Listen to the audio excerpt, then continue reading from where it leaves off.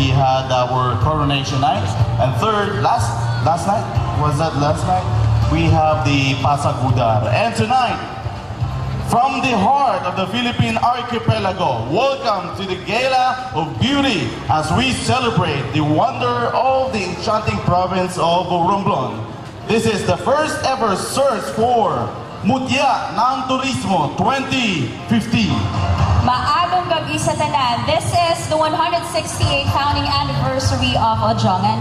And what better way to celebrate the founding anniversary is, of course, by hosting for the first time the title, Mutya ng Turismo. This title would showcase the verdant natural resources of our province and the beauty and diverse culture of our people. So, Sir Robert F. Moliot in his opening remarks.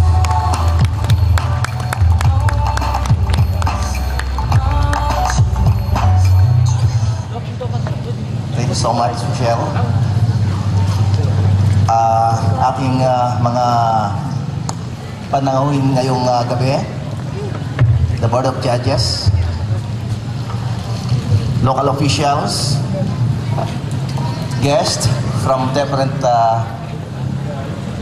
province and country. Mr. Creswick is there. And of course, his companion at the table. Ating mga kandidata. At sa inyo pong lahat, lalong-lalo na po sa mga taong sumusuporta sa ating mga programa, lalong-lalo na po sa kapistahan o sa celebration ng fiesta ngayong 2015. Ang ating programa ngayon ay hindi lang po sa paghanap ng magandang binibini sa bawat bayan natin dito sa probinsya ng Romblon. Bagkus ito po ay isang panoorin lamang.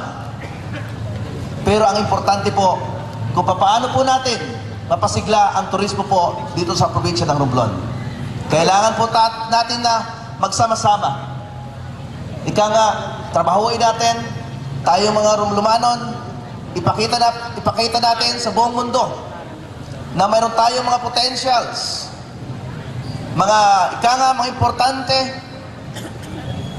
at kailangan i-develop at ipakita rin po natin sa ibang probinsya na ang Romblon ay talagang isang matahimik na lugar. Maraming potential destination po ang Romblon. Kaya nga po, mayroon tayong mga bisita ngayon na kung saan ay talagang nagpa-participate kahit po sa isang organisasyon ng turismo, mayroon po silang interest. Tayo po ay blessed, no, na mayroon tayong mga potential tourism po dito sa probinsya ng Romblon. Kaya nga po, ang inyong abang lingkod, 10 ng aking mga kasamahan sa Fiesta Management, ay talaga pong minabuti namin hanggat sa abot namin makakaya para po kayo mapagsilbihan, mapaganda ang bawat programa, para ito ang tulay kung paano rin po natin mapaganda pa sa mga susunod na taon at mapakita sa buong mundo na tayo ay nagkakaisa rito at mayroon tayong angking talino na binigay po sa atin para po mapauswag ang probinsya ng Romblon. Ang turismo po ay importante po, isang industriya na kailangan na pagbutihin. Magsama-sama po tayo. Sa tingin ko po at sa tingin ng ibang mga nag-oobserba, dapat bigyan ng priority ang tourism po dito sa probinsya ng Romblon. Marami po tayong mga potentials na tourist destination, kailangan na po i-develop, suportahan, palakasin ang ekonomiya. Dapat po mayroon tayong giya o guide para magkaroon, ika nga, na mapaganda. Kasi kung mayroon tayong pinusuportahan o bigyan priority na isang industry, yan po ay magkakaroon ng chain reaction. Halimbawa lang po, marami tayong beach dito. Kung i-develop natin ang ating mga beaches dito, kailangan po natin ng infrastructure para po marating natin yung sinasabi po nating destination. Palakasin po natin yung mga accommodation, hotels and restaurants, accommodation. Yan po ay naka-anchor para po makatulong, no? Makatulong kung paano natin pagandahin pa ang ika nga, yung mga tourist spot. Kailangan din po natin yung magandang patubig, kailangan din po natin yung mga pagkain. Kaya nga po, ang bawat agency rito sa atin ay nagbibigay ng ayuda sa ating mga mayroong ika nga gifted talent para makadevelop ng mga magandang produktong pwede po nating pagmalaki.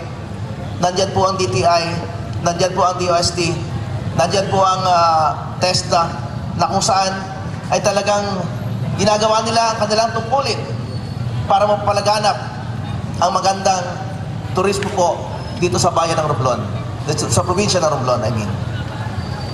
Ang ating local government ay nakahanda rin pong tumulong.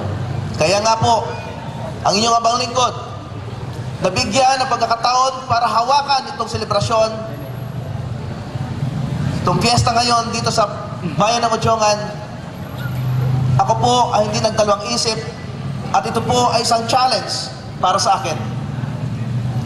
Kaya nga po, kung anuman ang kakulangan ng aming pamumuno sa aking mga kasamahan sa Fiesta Management, kayo na pong bahala. Ang gusto ko lang pong makita nyo, ito po yung umpisa.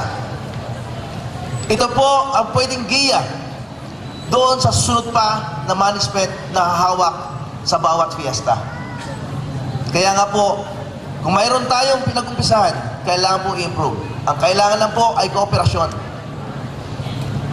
At ako po ay nagpapasalamat sa inyong response sa aming mga invitation. Pipilitin po ng Fiesta Management na kayo ay mapasaya, maingatan. At pwede niyo pong ipagmalaki ang probinsya ng Romblon, lalong-lalo na po ang bayan ng Ojongan. Sa gabing ito, matutunghayan niyo po ang ating mga beauties, kung saan galing ng mga bayan. At ako'y nagpapasalamat sa kanila, sa mga local officials ng bawat bayan, na sila po ay nag-participate at nagpadala ng kanyang kandidata po sa gabing ito. Yun lang po ang masasabi ko sa inyo, at kayo po ay welcome po dito sa bayan ng Ojongan at welcome po dito sa programa ng tourism na to. Maraming salamat po sa inyo lahat.